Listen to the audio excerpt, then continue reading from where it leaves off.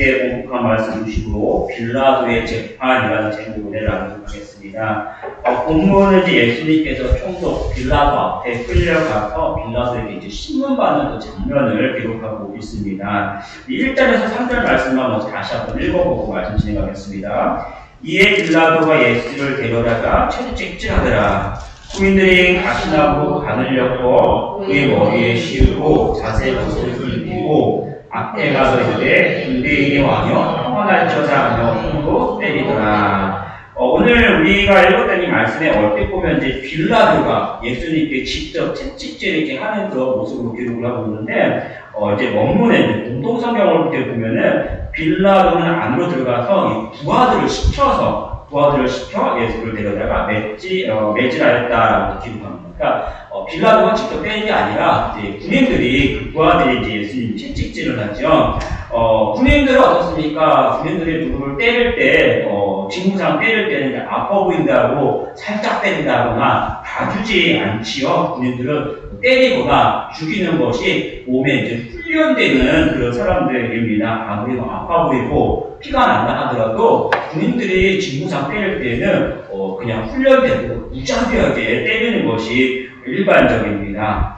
또 이 때렸던 이 채찍질은 우리가 이제 채찍이라는 것은 말을 탈 때 뒤에서 착착 때리는 그런 채찍을 생각하는데 그 채찍이 아니고 사람을 고문할 때 쓰는 도구입니다. 이 채찍은 끝부분을 보면은 조개 껍데기나 아니면 이제 그 짐승의 그 뼈다귀 같은 거, 마른 뼈다귀 같은 걸 그 채찍에 끝에 박아놔요. 그래서 사람을 이 채찍으로 착 때리면은 착 감기겠죠. 감기면서 이 조개 껍데기 같은 것들이 살 속에 팍 하고 들어갑니다. 그리고 그걸 어떻게 할까요? 다시 쫙 당길 때 살점이 쫙 뜯겨나옵니다. 한두 대 때리는 게 아니라 계속해서 그걸로 때리면서 온 그 몸이 다 뜯겨나가는 그런 이제 매를 맞게 되는 것이죠. 그래서 결국은 사람들이 이런 채찍에 맞을 때 이미 많은 사람들이 죽는다라고 해요. 그래도 옛날에 곤장 몇 대 맞받아 보면은 곤장 맞다가 죽는 사람도 있잖아요. 근데 그런 것처럼 채찍에 맞다가 죽는 사람도 굉장히 많이 있었는데 그만큼 예수님께서 심한 그 고문을 당하셨던 것이죠. 근데 이것들이 왜 그렇습니까? 내가 바로 이 채찍에 맞은 사람은 예수님이 아니라 내가 여러분이 죄인이기 때문에 이렇게 우리가 매 맞고 우리가 죽어야 함에도 불구하고 우리가 아니라 우리를 대신해서 예수님께서 대신 채찍질을 당하신 것이죠.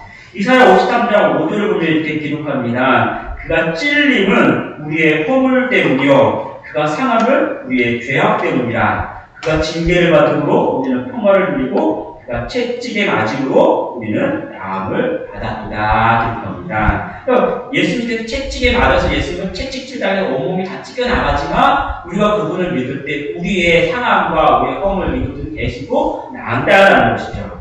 예수님의 고난받는 그 모습을 통해서 우리 다시 한번 정말 이런 근본이 지금 죄죠. 죄가 얼마나 무서운가 우리가 다시 한번 깊이 기억해야 합니다. 예수님 믿는 사람은 그 예수님께서 보통 십자가에 채찍질을 당하시고 십자가에 주셨던 것을 기억하면서 우리는 이런 죄를 다시는 범해서는 안 된다라는 그런 삶을 기억하고 더 바꿔서 보면 경건한 삶을 살 줄 알아야 되죠. 또 이렇게 죄된 나를 버리지 않으시고 대신 채찍질 당하시고 죽으셨던 예수님의 사랑을 기억할 줄 알아야 합니다. 이게 바로 성도의 근본적인 모습이죠. 우리가 형식적으로는 교회에 다 같이 나와서 예배를 드립니다. 그런데 항상 예배를 드리지만 우리가 하나님을 향한 사랑의 마음, 내면적인 모습, 또 우리가 살아갈 때 변하지 않는, 경건하지 않는 그 모습이, 근본적인 그 모습이 어디 있습니까? 다 이렇게 돌아보면은 우리가 세상에 살아가면서 똑같이 죄에 대한 어떤 경각심이 없고 마음 중심에는 우리를 향하신 하나님의 사랑이 없으니까 내면의 변화가 없으니까 그런 모습들을 드러내겠죠. 다시 한번 이 고통, 십자가에 채찍질 당하시고 매맞고 십자가에 죽어가신 그 예수님의 그 모습을 다시 한번 기억하면서 죄의 심각성과 우리를 향하신 하나님의 사랑을 깊이 기억하고 항상 하나님의 사랑을 가슴에 충만하게 기억하고 살아가는 우리 성도들이 되기를 축복합니다. 예수님에게는 가시나무로 안간을 만들어서 씌우고 또 자색 옷을 입히지요. 이 자색 옷이라는 것은 왕이 입는 그 옷을 말합니다. 그리고 가시나무로 만든 그 왕관도 결국 왕이 쓰는 그 왕관을 상징하죠. 그러니까 너의 왕이다라는 그 모습을 이야기합니다. 그런데 왕처럼 금 왕관이 아니라 가시로 만든 그 가시 왕관을 머리 위에 씌워서 머리에 이렇게 피가 줄줄줄줄 흘러내리는 그 모습을 보여주죠. 우리나라도 이렇게 보면은 그 장미나무 보면은 꽃은 참 예쁜데 가시가 있죠. 그래서 잘못 들면 쭉 찔려가지고 피가 조금 나고 조금 아프기도 합니다. 그런데 이 중동이나 사막에는 그런 이제 뭐 요만한 그 가시 그런 가시관이 아니고요. 이 중동이나 사막은 우기가 되면은 이렇게 풀이나 이런 이파리들이 아주 넙직넙직하게 핍니다. 근데 이런 보통 한 요만한 우리들 쪼꼬들이 한 요만한 것들 있잖아요. 근데 이런 것들이 우기 때는 참 예쁘게 착 폈다가 갑자기 비가 그치고 건기가 되면 얘네들이 순간적으로 이게 바짝 말라드는데 이파리들이 쫙 쪼그라들면서 쫙 말라드는데 그게 이제 어느 순간에 갑자기 가시가 딱 보면은 그냥 가시가 저렇게 크구나라고 생각할 정도로 가시가 돼버립니다. 이파리가 쫙 말라서 비틀어주는 그 가시. 근데 그런 그러니까 가시가 한 이만한 것들로 가시 왕관을 이렇게 줄줄 이렇게 만들어서 씌우니까 씌울 때 이미 어떻게 될까요? 머리가 그냥 쫙 벗겨져서 피가 그냥 줄줄줄 흘러내는 그런 모습을 보게 되는 것이죠. 그러면서 어떻습니까? 그 예수님을 사람들 앞에서 내다줘서 야 이게 너의 왕이야 이렇게 보여주는 것이죠. 그렇게 보여주는데 몸은 온통 찔찔찔 당해서 여기저기 다 찢어지고 피가 줄줄줄 나고 머리도 그냥 그 왕관을 썼지만 가시가 져서 피가 그냥 줄줄줄 나는 그런 모습. 뭡니까? 사람들 앞에 야 이게 왕은 아니냐 이렇게 초라한 왕 아니냐 조롱하는 모습을 보입니다. 그렇게 이렇게 힘없는 자가 너의 왕이니까 이제는 그만하자라고 이제 그렇게 보여주는 것입니다. 그런데 사람들이 어떻게 반응하는가 우리 6절 말씀 같이 한번 읽어볼게요. 6절 대제사장들과 아랫사람들이 예수를 보고 소리 질렀는데 십자가에 못 박으소서 하는지라 빌라도가 이르되 너희가 친히 데려다가 십자가에 못 박으라 나는 그에게서 죄를 찾지 못하였더라. 이 대제사장들과 종교 집사들이 사람들을 선동을 하는 거예요. 사람들 아무것도 모르고 선동을 하니까 영문도 모르고 사람들이 그 옆에서 야 앞에서 이거 하니까 뒤에서도 십자가에 못 박아서 같이 소리를 지르는 것이죠. 제가 이제 여러분 혹시 데모 같은 거 해보셨습니까? 데모? 그런데 가보셨어요? 저는 이제 본의 아니게 신대원에 입학을 하는데 데모를 참 많이 배웠습니다. 입학을 하는데 저희는 학교 측하고 상의도 없이 한전에서 상의에다가 한 송전탑에다가 사인하셨죠. 송전탑 잡았다고 거기 가서 시야를 좀 듣고 저희가 입학하던 해에 그 당시에 이제 이사장님하고 총신대 이사장님하고 총장을 선출했는데 몇 번을 선출해도 이제 선출이 안 돼가지고 거의 한 1년 가까이 공석인 그런 대회가 돼가지고 전도사님들이 용인 양지에 있다가 이제 오늘 그 이사님들이 그 선출하는 날이니까 가서 시위하자 그 본교 그 사당동 가가지고 이제 시위를 했던 적이 있는데요. 한참 그 로비에서 이제 저희도 이거 했습니다. 세상 사람들처럼 똑같이 이렇게 하면 안 되겠죠. 전도사님들 앞에서 찬양하고 기도하고 이제 이사님들 들어가서 좀 조용해지고 그렇게 했는데 이거 한참 하고 있는데 어느 순간에 갑자기 저희 담임 목사님이 이렇게 안문에 들어가고 계신 거예요. 어떨까 굉장히 난감해서 머리 숙이고 있었습니다.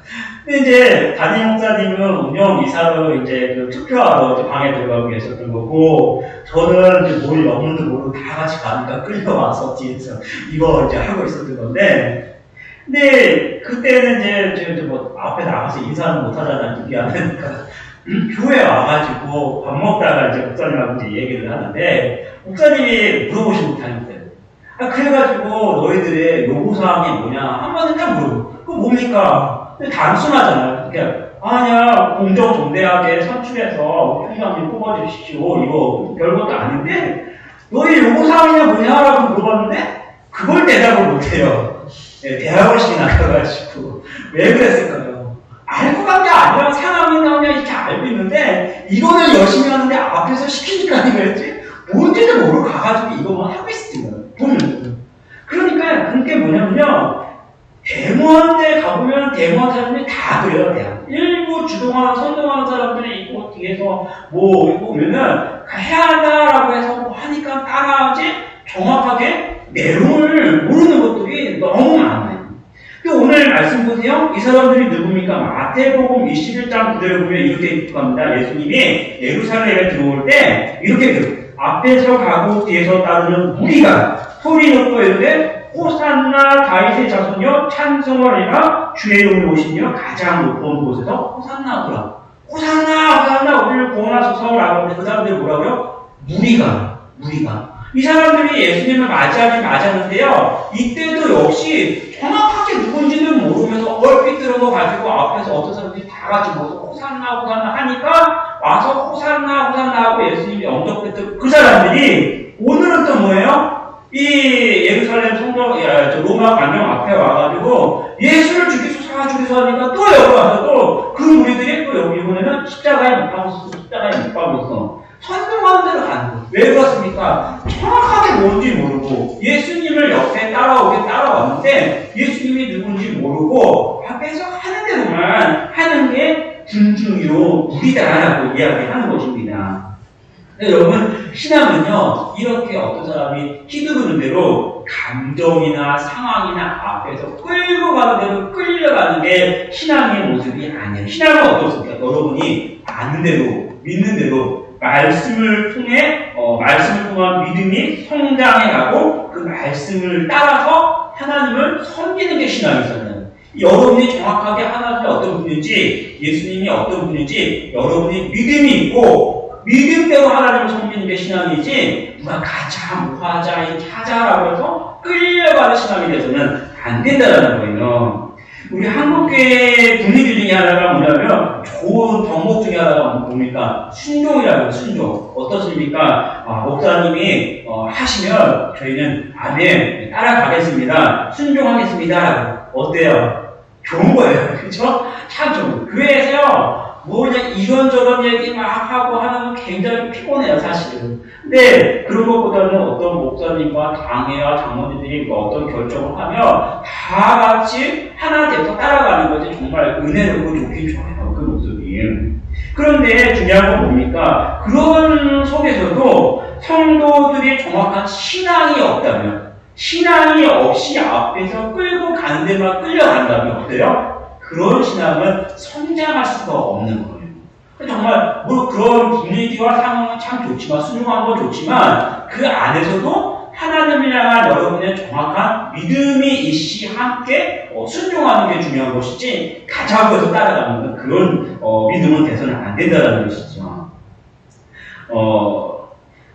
말씀을 통해서 하나님이 여러분의 주인 되시고, 그죠? 예수님이 십자가에 죽기까지 우리를 사랑하셨던 그 사랑을 알아요. 그래서 그 사랑과 믿음이 우리를 충만하게 할 때 그것이 합당한 신앙의 열정, 뜨거움으로 나타나는 것이고, 말씀 통해서 왜 교회에 모여나고 또 교회가 어떻게 나아가야 되는지 바로 알고 하나님을 섬겨 나아갈 때 교회가 올바로 세워지는 것이지 그냥 앞에서 합시다라고 그냥 무조건 따라가면 내 올바른 신앙은 아니라는 거예요. 에베소서 3장 16절로부터 19절 보면 이렇게 기록합니다. 같이 한번 찾아보고 말씀 같이 읽어보고 말씀 진행합니다. 에베소서 3장 16절에서 19절. 에베소서 3장 16절에서 19절 말씀 같이 우리 함께 읽겠습니다.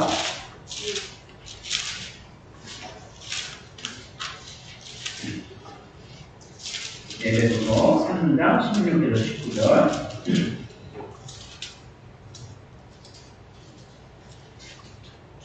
같이 한번 합독 하겠습니다. 그의 영광의 풍성함을 따라 그의 성령으로 말미암아 너의 속사람을 능력으로 강건하게 하시며 믿음으로 말미암아 그리스도께서 너희 마음에 계시게 하시고 너희가 사랑 가운데서 뿌리가 박히고 터가 굳어져서 능히 모든 성도와 함께 지식에 넘치는 그의 사랑을 알고 그 너비와 깊이와 높이와 깊이가 어떠함을 깨달아 하나님의 모든 충만하심으로 너에게 충만하게 하시기를 구한다. 이 말씀처럼요, 무턱대고 하는 그런 신앙이 아니에요.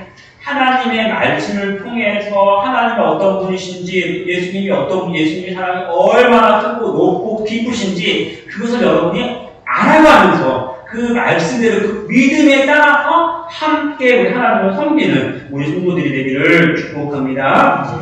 이 유대인들은 정확하게 예수님을 신성모독으로 빌라도에게 고발을 합니다. 예수님이 뭐라고 하면 나와 아버지는 하나시다. 나는 하늘에서 내려온 떡이다. 나는 하나님의 아들이다. 계속해서 이런 말씀을 하시잖아요. 이것은 유대인의 신앙으로 도무지 용납을 할 수가 없어요. 사형입니다. 유대인의 법에 의해서는. 근데 유대인들은 자치정권이 없으니까 사형을 내릴 수가 없어. 자치는 하지만 사형은 사람의 생명을 끊을 수가 없단 말이에요. 빌라도한테 신성모독으로 고발을 하게 됩니다. 우리 7절, 8절 말씀을 같이 한번 읽어볼게요. 유대인들이 대답하되 우리에게 법이 있으니 그 법대로 하면 그가 당연히 죽을 것은 그가 자기를 하나님의 아들이라 함이니라. 빌라도가 이 말을 듣고 더욱 두려워하여. 로마의 입장에서는 그들이 어떻게 종교적인 문제잖아요. 종교적인. 근데 여러분 종교적인 문제로 사람을 생명을 뺏을 수가 있습니까? 없습니까? 이거는 일반적으로 대수가 안 되는 문제예요. 정치적으로 반역을 일으켰다든지 아니면 사회 질서를 크게 이제 불안하게 했다든지 하면 사용할 수 있지만 종교적인 어떤 신앙 때문에 사람을 죽일 수 있는 것은 보편타당한 그 법칙이 될 수가 없지요. 그래서 로마에 의해서 로마 법에 의해서 사용을 시킬 수가 없습니다. 근데 문제는 뭐냐면 이런 문제 자체가 유대인들 사회에 워낙 큰 어떤 이슈가 되고 예민한 문제이기 때문에 그냥 두면은 로마 사회에 굉장히 큰 폭풍을 일으킬 수가 있는 상황이죠. 빌라도가 바로 그걸 두려워했습니다. 다시 가서 예수님께 물어보는 9절 다시 읽어볼게요. 9절. 다시 관정에 들어가서 예수께 말하되 너는 어디로부터냐 하되 예수께서 대답하여 주지 아니하신지라. 너는 어디로부터냐?